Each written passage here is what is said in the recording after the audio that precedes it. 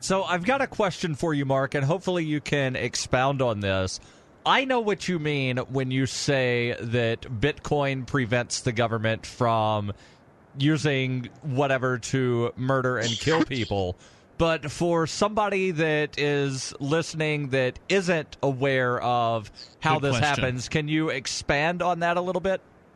Sure, it makes it a lot. I can make it very easy. In World War II, they had signs up that had, good-looking men in World War II outfits saying, "Buy bonds. Every bond you buy is a bullet in Johnny's gun," right? And that way you had a more democratic system of people choosing to support a war effort.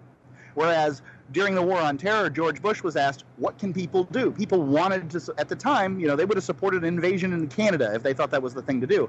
So people asked, what can we do? George Bush said, go shopping. It's undeniable that something changed between 1941 and 2002.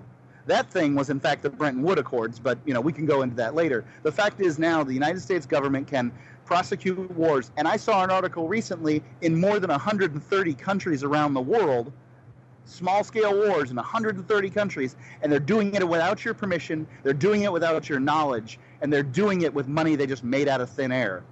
They can't do that with Bitcoin. It prevents that. And Bitcoin is the next step in the currency evolution. Bitcoin, if it replaces fiat currencies like the US dollar, the euro, and things like that, then empowers the individual to make democratic. They may still make war, but they're going to make war that people support as opposed to war that people have never heard of.